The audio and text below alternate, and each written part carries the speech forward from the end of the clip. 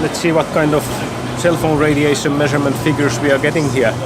4G network level of SAR is popping up to 10 watts per kilogram, which is actually 5 times more than the regulation limit.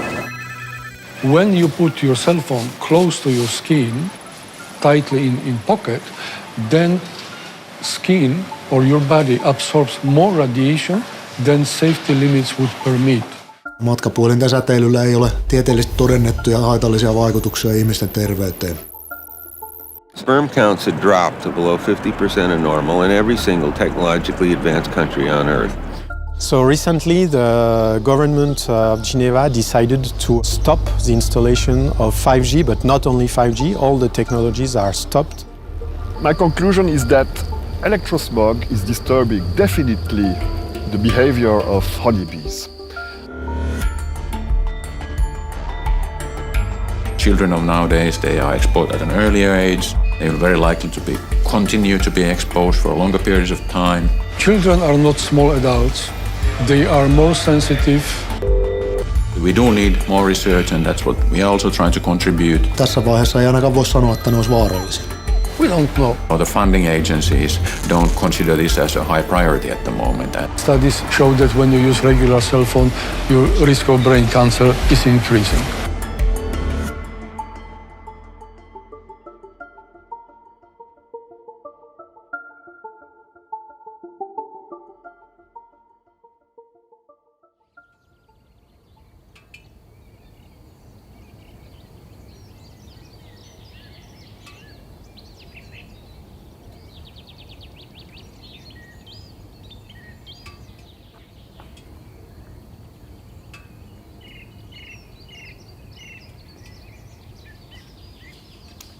Allez, petite.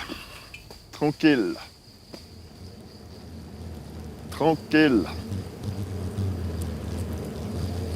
Smoke nowadays, is helping the beekeeper to calm the bees. Oh, there are a lot here.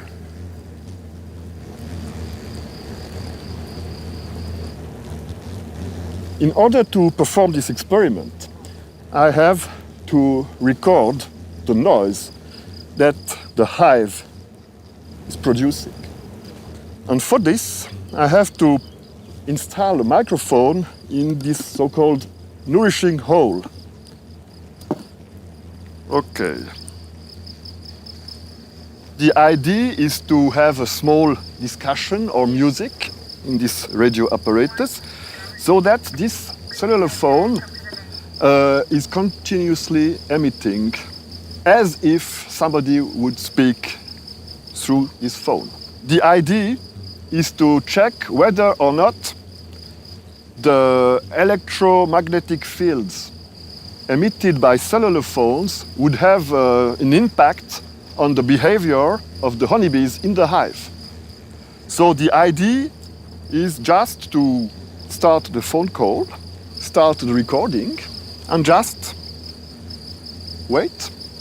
And in 2, 3, 4, 5 hours, to stop the communication, to go to the computer with the sound file and to analyze what was going on in the hive.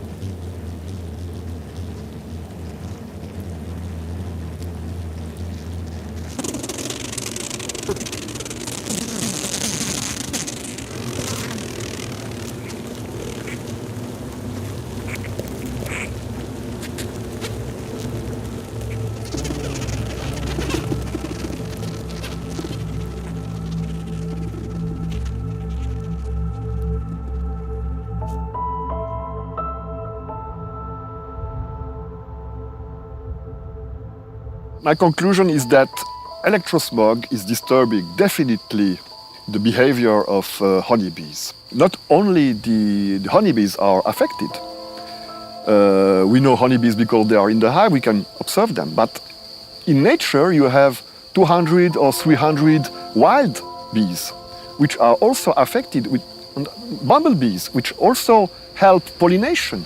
And the forthcoming 5G will also affect their behavior. So at the end, you will have maybe a collapse of all insects, especially the pollinating insects. And without pollination, you have no fruits, you have no vegetables, and then big trouble. Forthcoming 5G will go up to 60 gigahertz. Now we have 3.8. And according to scientific literature, problems will arrive as soon as we go above a certain value, 6 gigahertz. And in this scientific article, it was shown that insects will suffer in their physiology, behavior, and other problems due to this 5G. And if we have problems with insects, then, like a stone rolling, we will have problems on birds, other animals, and in final, we have problems with humans. There is definitely a lack of research. In order to make research, you need infrastructure, you need scientists, you need knowledge, and you need money. And not everybody, everywhere, can do this research. You have to have an intent, you have a decision, political decision to do this research, and this is lacking.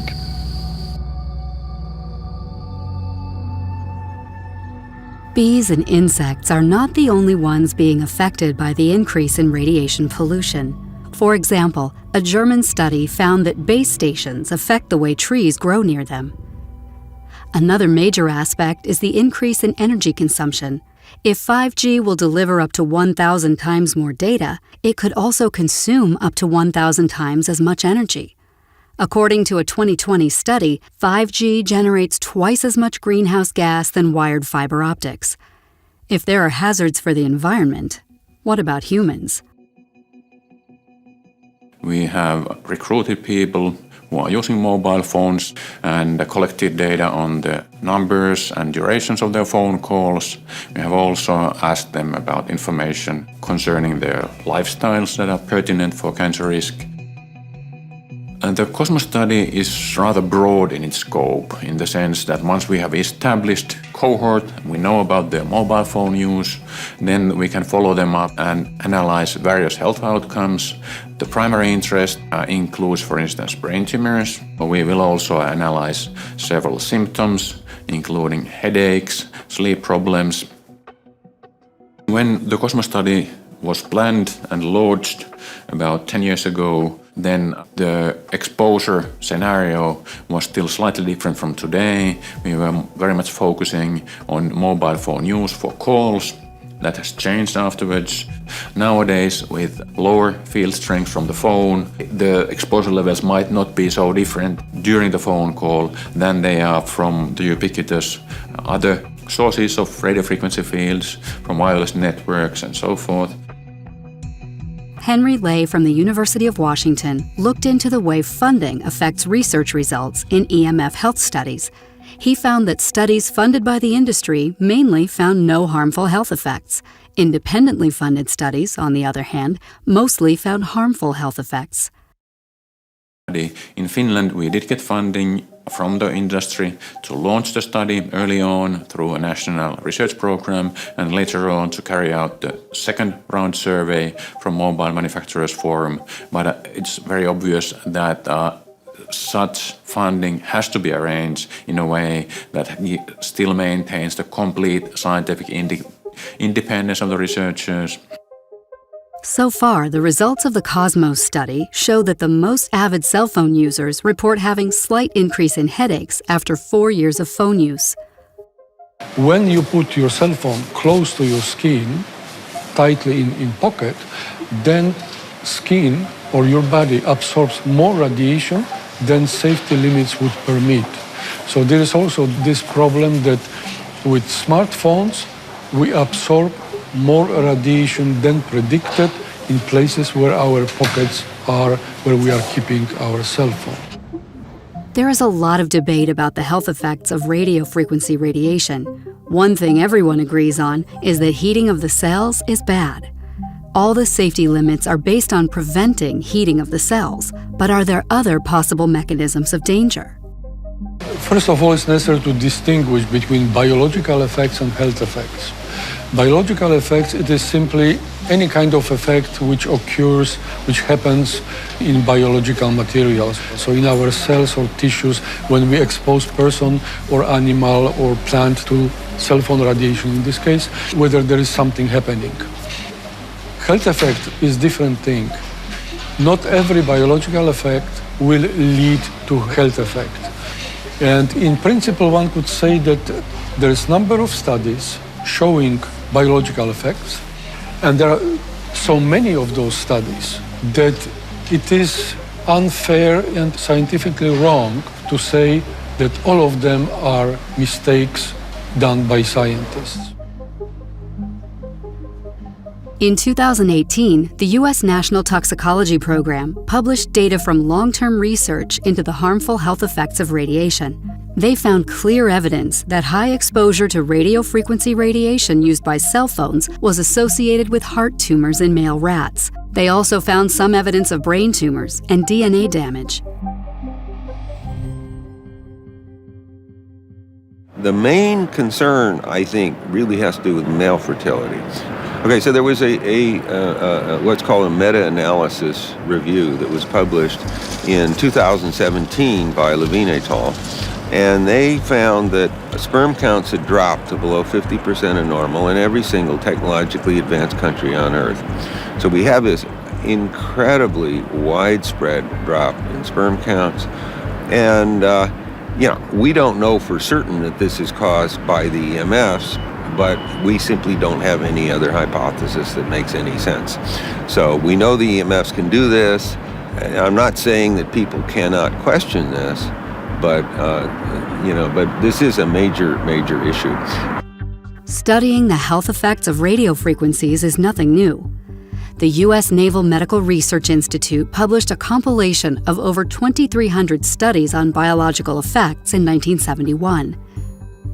The effects include heating of organs, muscle contractions, decreased fertility, headaches, insomnia, fatigue, and depression, just to name a few. So the neurological and neuropsychiatric effects are highly advanced in our society already, and they include the kinds of things that we say everybody or many people complain about. I can't sleep, tired all the time, I'm depressed, my memory doesn't work, I'm anxious, all the kinds of things that are rampant in our modern societies, and we talk about them, they're caused by stress. Well, they're not really caused by stress, they're caused by electromagnetic fields, and we know that. And there are many studies that have found these things.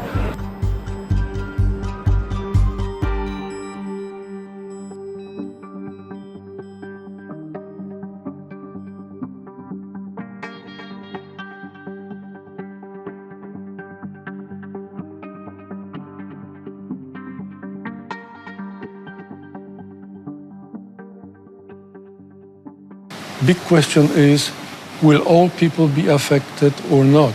My opinion is that it will be rather limited to smaller subpopulation of people, that not everyone will be affected at these levels of radiation exposure that are permitted by current safety limits, but there might be some subpopulation of people, they might be more sensitive. There is a lot of concern about how radiation affects children. For example, Dr. Om Gandhi from the University of Utah shows how much deeper a child's softer tissue absorbs radiation compared to an adult. Exposure of children is different.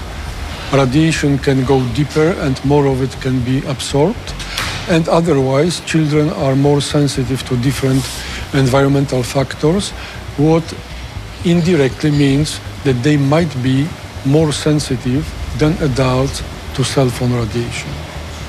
I think it is sort of logical to think that children might be a special group. They might be more sensitive to the health effects because that's the case for ionizing radiation, though it's different from electromagnetic fields, but also from the perspective that children of nowadays, they are exposed at an earlier age. They are very likely to continue to be exposed for longer periods of time. So I can see the rationale for that. This what we know is limited to some 20 maybe 30 years of use of cell phone. But we have no faintest idea what will be if there is a lifetime of usage of cell phone. We have no slightest idea. We use this technology 24/7. With 5G, the Internet of Things, and Starlink, there is no escape. Adverse health effects are possible. So, are the safety regulations sufficient? Matkapuhelinten turvallisuutta valvotaan samaan tapaan kuin EU:ssa kaikkien kuluttajatuotteiden, eli valmistaja vastaa käytännössä siitä, että tuotteet on vaatimusten mukaisia, teettää niille valmistusvaiheessa jo kaikki tarvittavat testit. Viranomaisen tehtävä on ottaa markkinoilta näytteitä. Matkapuhelinten tapauksessa otetaan noin 10 matkapuhelinmallia vuosittain mitattavaksi. Every phone has a warning label. Why they have it? Is that because they might think that the phone is causing harm for the people's health? We were very surprised that the current regulation is supposing that the phone is 15 millimeters from the consumer's skin, from the consumer's skull. And that's not exactly how the consumer is using the phone. When he's talking, the phone is connected next to his head. There is a 0 millimeters distance to his skull. And also when the phone is in the pocket, it's just a thin fabric which is giving the distance with the phone and the skin.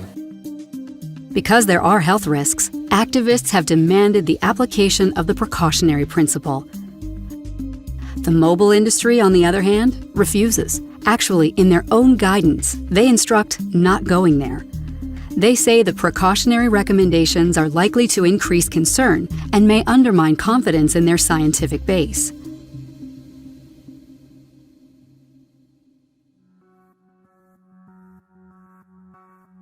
On this WHO EMF project was established in the late 90s.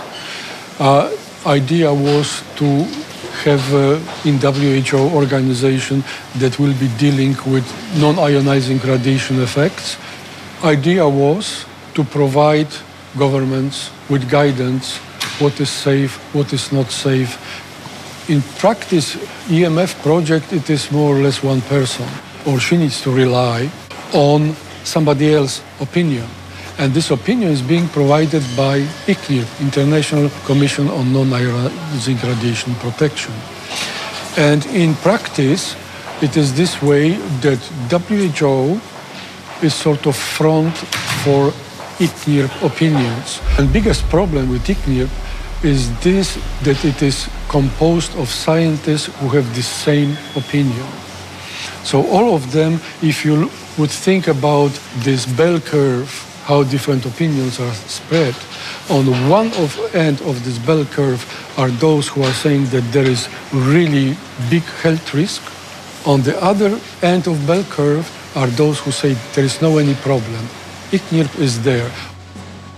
Whenever somebody retires from ICNIRP, new person is being elected and selected by ICNIRP members. So they are self-selecting new members. So this is sort of private club which self-propagates the same idea. In June 2020, 2 EU MPs published a report about ICNIRP.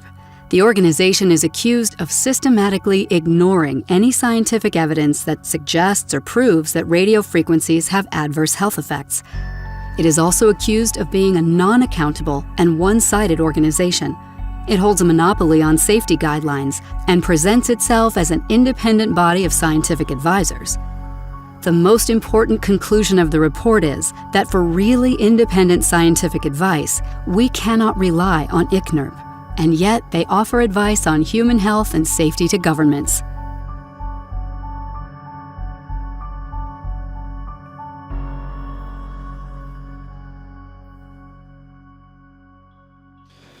SAR-arvo on mittayksikkö, joka kuvaa tai radiotaajuisen säteilyn aiheuttamaa altistumista ihmiselle.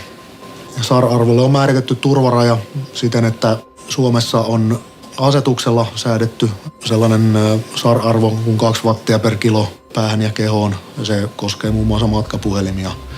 Tämä arvo perustuu Euroopan unionin ministerineuvoston suositukseen vuodelta 1999.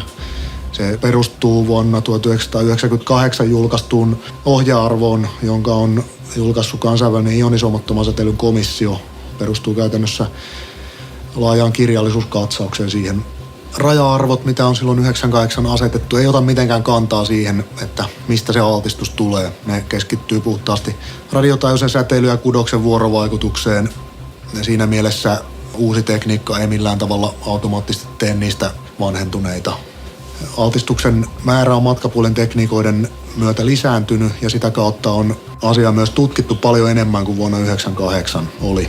Ja näitä rajoja vastaan on tehty aika paljon kirjallisuuskatsauksia, selvitetty, että mitä tämänhetkinen tieto sanoo niiden rajojen ajantasaisuudesta. Ja edelleen ei ole löytynyt selvää näyttöä siitä, että rajoja pienemmällä säteilyllä olisi mitään haitallisia terveysvaikutuksia.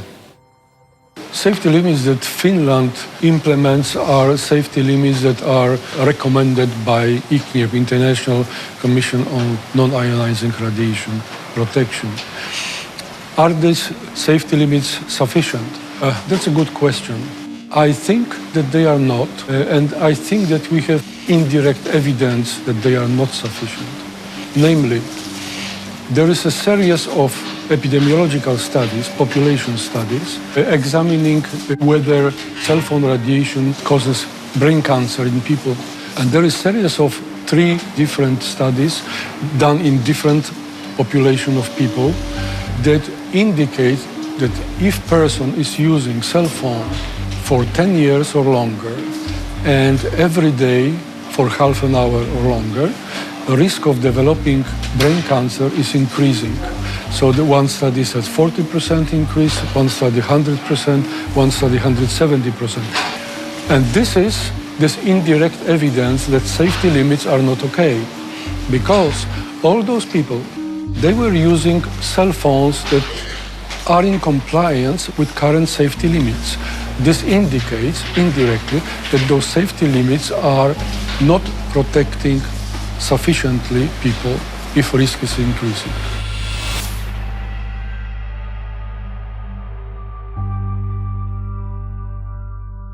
No, terveysvaikutusten tutkimuksessa on epävarmuuksia. Kysymys ehkä enemmän siitä, että kuinka suuria ne epävarmuudet on. Vuonna 2011 kansainvälinen syövän tutkimuslaitos luokitteli radiotaajuisen säteilyn luokkaan 2B. Jos vaikka siitä arviosta lähtee, niin tällöin aika monialainen arvostettu asiantuntijaryhmä päätyi sellaiseen tulokseen, että radiotaajuinen säteily on mahdollinen karsinogeeni. Katsottiin, että tutkimustietoa on aika paljonkin. Osa siitä näyttää viittaavan siihen, että haitallisia terveysvaikutuksia voi olla, mutta tutkimusnäytön perusteella ei missään nimessä voida päätellä, että se olisi syy-yhteys syövän ja matkapuhelimen käytön välillä olisi todistettu. Yeah, as a telecommunication professional, I was also a heavy user of mobile phone, and as well as my partners coming from the same industry. And we had talks with each other that if this is any good for us to talk so much with the cell phone. So we started to take a closer look for the regulation, the existing regulation, that what are the permitted levels of the radiation that the phone is producing for the consumer. And we were quite surprised that there was no any institution which is really monitoring the cell phone radiation from the consumer's point of view. Most of the industry, like operators and telecommunication authorities, they were measuring just the base station antennas radio frequency exposure levels. But the main producer of the exposure, which is the phone, was really not monitored at all. Okay. The responsibility today is really, it's 100% on the consumer side. It's not taken with the telecommunication authorities or European Union or FCC or with the telecommunication operators, neither with the mobile phone manufacturers. Jää tietysti viime kädessä jokaisen omaan harkintaan, että miten tällaiseen tieteelliseen epävarmuuteen suhtautuu. Me ollaan opastettu Säteilyturvakeskuksen kannanotossa ja viestinnässä vähentämään lasten altistumista silloin, kun se on helposti mahdollista. So there are regulations on cell phone radiation, but it is not necessarily enough. And as a consumer, you need to be aware of the risks. With the launch of 5G, people around the world have been further alarmed. 5G's installation has even halted in many places, such as Brussels, Geneva, and Milan. We don't have faintest idea how millimeter waves will affect our skin. That skin has profound effects on what is happening inside our body. So all these external factors, light or UV, they affect our skin, and skin affects what is happening. So recently the government of Geneva decided to stop the installation of 5G, but not only 5G, all the technologies are stopped. Today in Switzerland we are not in the millimeter wave sector. So basically the 5G is developing, but in the same range of frequencies as 4G and 3G. So we are in kind of a known territory, if you want, as regards frequencies.